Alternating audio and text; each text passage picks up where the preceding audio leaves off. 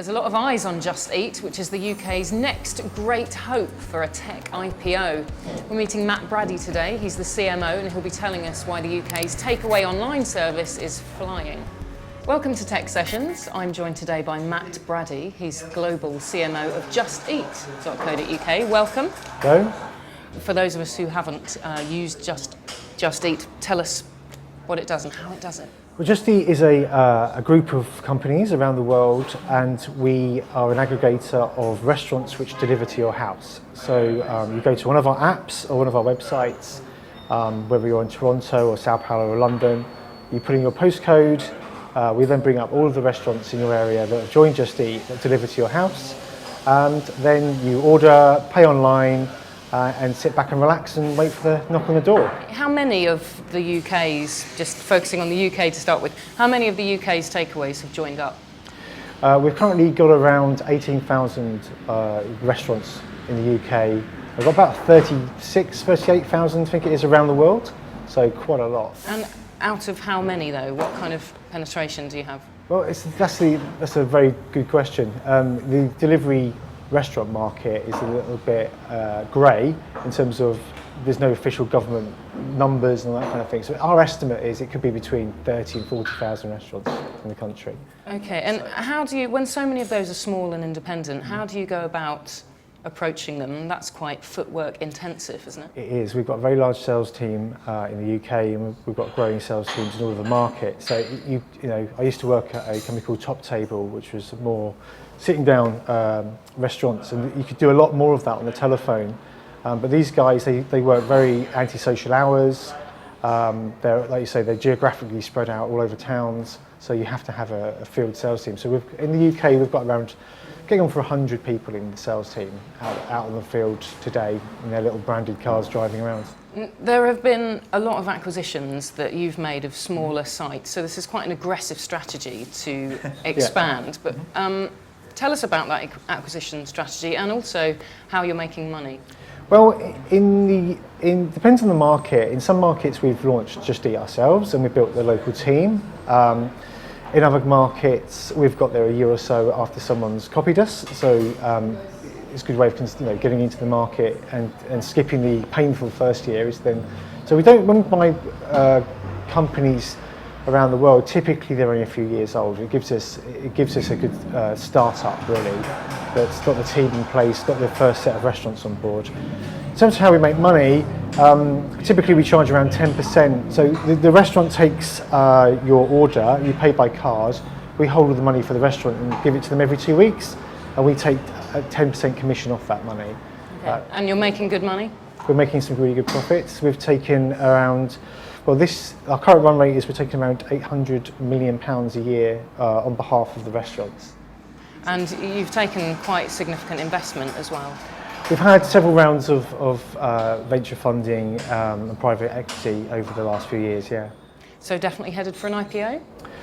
Not necessarily. At the moment we're just concentrating on running a good business. We've got a profitable business, so there's no real pressure on us to do so. So we'll assess that as and when it's needed in our kind of global strategy. But definitely IPOing then at some point next year? We will assess it as and when we need to do it. But I mean, at the moment we've got no pressure on us to do it. And to be honest with you, we've got our hands full. We're in 13 countries, and we've got a lot of work to do. So it's not something that we're really thinking about a great deal. Although journalists like to ask us every time we meet a journalist. Well, you know, it comes with the territory. But there is pressure, though, on companies that achieve a certain scale in the UK and Europe to go public, because we don't have that many companies of that scale, do we? No.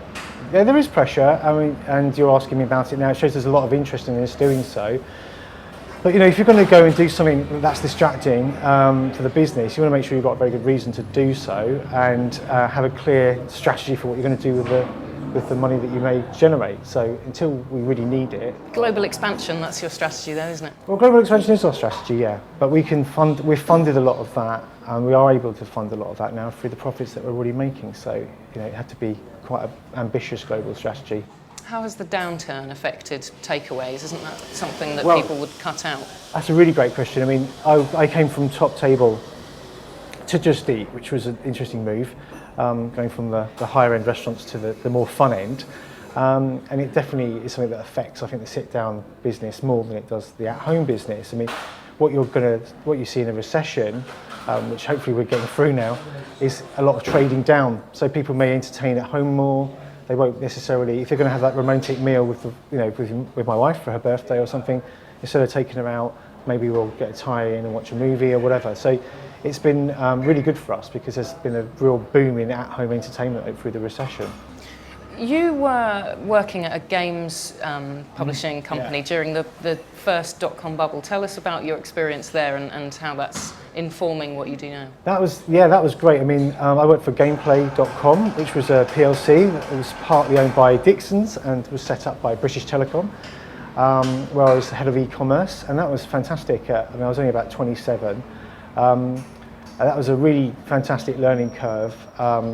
I mean, really what I learned there was, what I witnessed, I wasn't so much in charge of that business, was just the pressure of that business after it had IPO'd to then overreach itself. So they started doing television production like we're doing here. We had our own television station actually in the building. We started making a Saturday morning television programme for Sky One. We had a deal with Sky selling games on their Open channel, if you remember that. Lots of things like that. So we were actually, the most exciting thing that we were doing, which is a shame that company didn't survive longer, was it was getting into streaming gaming. This was like 2000. Now, you think been now, ahead of its time, maybe. Yeah, you look now and go, Christ, if they'd held on to that and and really developed that business, it really was ahead of its time. But with ISDN connections back then, downloading a copy of Tomb Raider took a bit longer than it does now. So an awful lot about building on a sensible foundation. So that's what I love about Just Eat. It's a very simple to understand business model. We get an order for a restaurant, we take a small commission on that, and my job and my team's job as the marketing department is then to take that 10% commission, invest it wisely, and scale the hell out of the website and get lots of orders for the restaurants, basically. Thinking about the technology space more broadly, what interests you and excites you and inspires you? I think we're in a really interesting position. I mean, we always think, whatever the last epoch was, smartphones, I think that was it, brilliant, with humankind as master technology. But then someone comes along with something like Google Glass, and you think, well, what is that going to do? How does that change the game for you guys as a news organisation, for us as an aggregator? Well, that could be fascinating for you, thinking about an on-street experience with, displayed information over what you're looking at. It's a natural add-on for you, isn't it? If you're looking at a restaurant and you've got an augmented reality app on your Google Glasses, and you can just say, bring up the menu, see the menu, order before you've even walked into the restaurant. And by the time you've walked in, he's cooked it. You just collect it and walk out and go and sit outside Guardian's. So you'll be cafe. Front of the queue for the developer developing for Google Glass. Yeah, we've got a great relationship with Google, as you can imagine. We spend a lot of money with them, so that makes them love you. So we certainly will be talking to them about what we could do with that. How about television as well? There's been a lot of talk about second screen, and in a very practical way, that's an obvious place for Just Eat to focus, isn't it? Yeah, I mean, the telly and the takeaway as natural partners. Yeah, we've been. We're an advertiser, obviously, but we don't really focus too much on advertising. It's a bit. Anyone can do advertising to a degree. What we try to do is be a social brand. We've got nearly 2 million fans around the world now. So one of the things we did this year to exploit the second screen usage is we kidnapped a man on television on the Ant Deck show back in March. We kidnapped Anthony Warren Thompson. Then we held him hostage for a week, tried to convince him that takeaway was better than cooking, and then released him the show afterwards. And what was really interesting about that was then, right the way through that creative, we had hashtags and we had links to web experiences where people could come along and play with Anthony. So you could slap him with a squid and try and convince him that cooking's bad and all these kind of things. And that was deliberately designed with kind of tablets and two-screen usage in mind. So it really is beginning to change. It has changed completely our way of thinking about being a brand, using media in an interesting way. Really interesting. And what's coming up for Just Eat? Your international expansion is obviously the thing you're focusing on. So which territories are top of the list? It's almost the opposite. It's really interesting because once you're in a country's a country, but really every country is a collection of city markets. So the big thing that we spend a huge amount of time talking about is individual cities. What's the strategy for Vancouver? What's the strategy for Sao Paulo? What's the strategy for Glasgow? So from a marketing point of view, it's more about getting down to city level. What type of customers are there? What cuisine mix do we feel they're going to want?